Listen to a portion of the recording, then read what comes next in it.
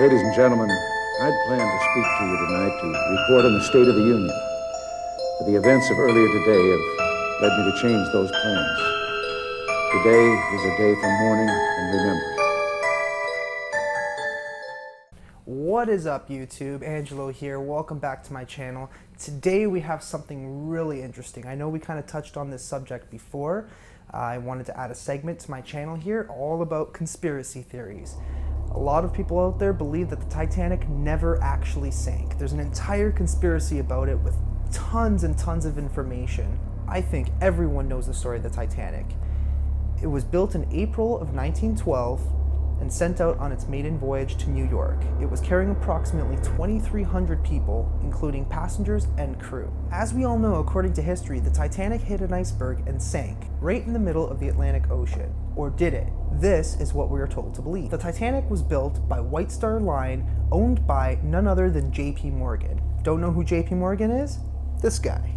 That's John Pierpont Morgan Sr., aka J.P. Morgan, who was an American financier and banker who dominated corporate finance and industrial consolidation in the USA in the late 19th century. What a lot of people don't realize is that there was actually two ships that were built almost identical. You had the RMS Titanic and the RMS Olympic. First was the RMS Olympic, and then came the RMS Titanic, built almost exactly the same. On the RMS Olympic's fifth voyage, it actually collided with a cruiser named HMS Hawk. There was actually an extensive amount of damage, mainly to the hull of the ship where there was two large holes, as well as twisting the propeller shaft. This was a financial disaster for White Star Line.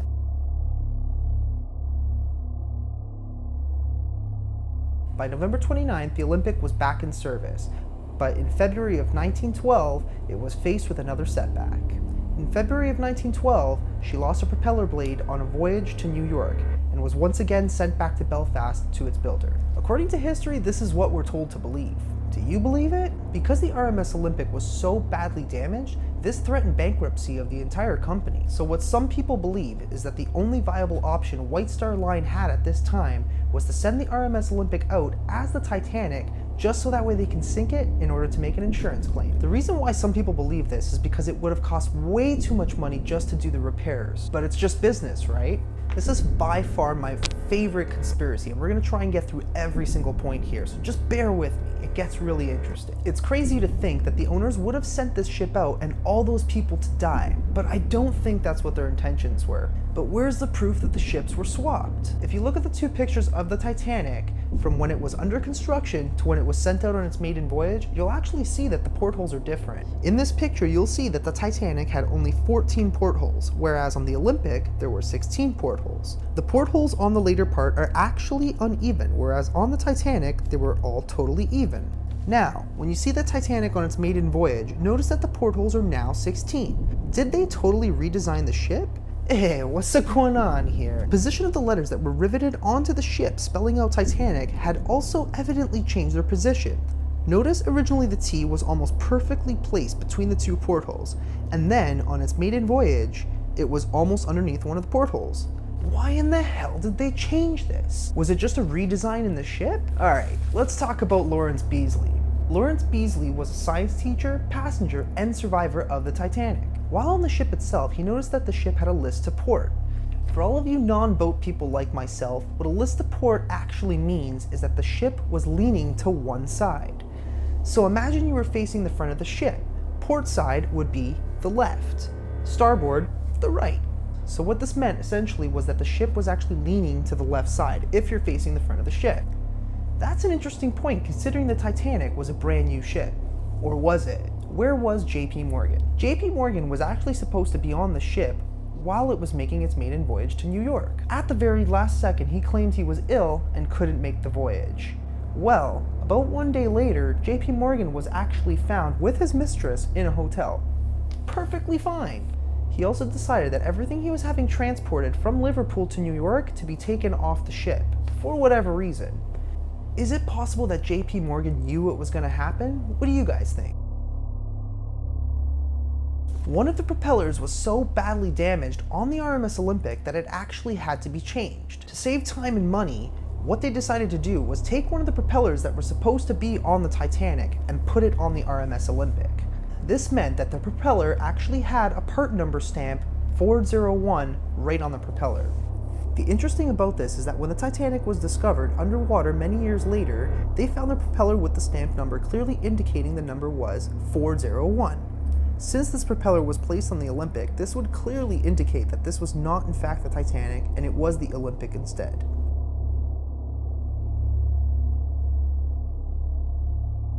Both the Titanic and the Olympic were initially designed to have linoleum floors. Well, at the last second, they decided instead of using linoleum floors, they would just use carpet. However, when people were on the ship, they noticed that a lot of the floors actually had carpet. Why did they do this? Why would the ship have carpets instead of hard floors instead? Maybe to cover up the scuffs on the floor that were actually the Olympic?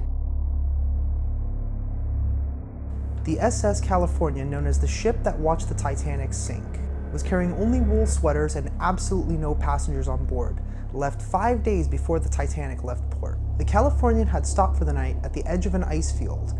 Here, it could see a ship, being the Titanic, shooting rockets up into the sky. Unfortunately, they thought the Titanic was having a party and never went to help. Let's look a bit further, considering there are different sides to the story. According to the Titanic, there were 3 ships out there that night. There was the RMS Titanic, the Californian, and a hunting boat. According to these experts, the hunting boat was located in between the SS Californian and the Titanic. Unfortunately, the SS Californian thought that the rockets were actually coming from the hunting boat and could also not tell the color was a distress call. The other side of the story is that the SS California may have actually been sent out to rescue the Titanic. So some people believe the SS Californian was sent out to wait at the edge of the ice field for the Titanic to sink. At this point, they were supposed to go and rescue the people on the Titanic. But obviously this never happened. Some people also believe that the reason why the SS Californian may have never gone to rescue the Titanic was due to the curvature of the Earth. Some scientists do believe that because the Earth was round, the Californian may have not been able to see the flares of the Titanic. This was simply due to the fact that the flares may have not been shot high enough in order to surpass the curvature of the Earth. The weird thing about the Californian was the fact that the captain decided he was going to sleep on the couch in his full uniform that night. Why would he sleep in his entire uniform? Why not get comfy and in your own bed? It's almost as if he knew something was going to happen.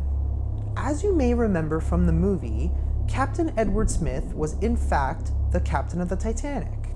Now, Captain Edward Smith had tons and tons of experience under his belt.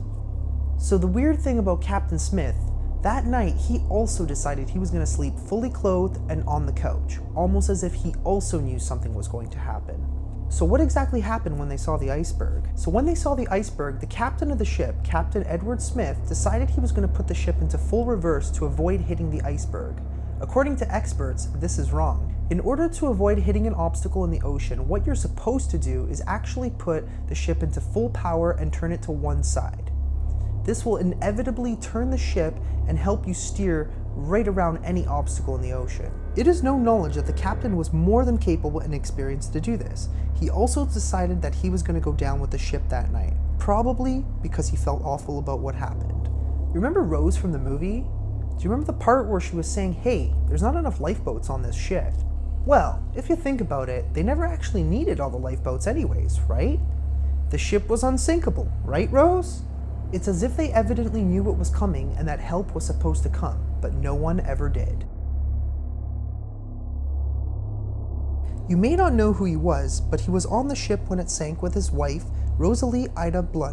When the ship was sinking, his wife decided she would not leave his side.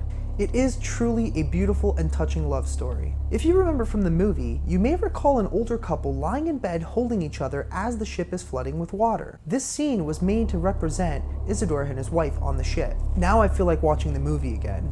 Now you may not know, but Isadora was set to sign against the Reserve Act after his journey on the Titanic. Along with Isadora, a few other people on the ship were supposed to take part against signing the Reserve Act. Obviously they never made it. The Reserve Act was actually intended to allow all the large financiers to take control of the funds of the entire country of the United States. This would allow people like JP Morgan to take full control over the funds and financing of the United States. This would also allow them to make unimaginable profits off the entire country. Something interesting about the undercoat of the ship was that it was supposed to be black, not gray. According to the blueprints, the Titanic was supposed to have a black undercoat. When they found the ship many years later, they noticed that the paint had eroded away. Underneath, they noticed that the paint was actually gray, not black. Over many years of the ship being underwater, the letters that were originally riveted on had begun to fall off. The letters T and A were now missing and revealed two other letters underneath. The outline of the letters M and P could now be seen. With everything being said about the Titanic, the insurance claim alone would have been monstrous. This is also another really good point that makes the entire conspiracy plausible. Back then, the ship was insured for approximately $160 million, which in today's dollars is a huge amount of money. Shortly before it left for its maiden voyage, it was rumored that it was insured for twice that amount. Is it possible that the owners of the Titanic sank the ship just to make their insurance claim? If it was in fact a damaged Olympic instead of the Titanic, this is definitely plausible. So that's the end of this video. What do you guys think of this theory? Is it plausible? Is it fake? Let me know in the comments below. If you like this video and you would like more in the future, please subscribe and like this video.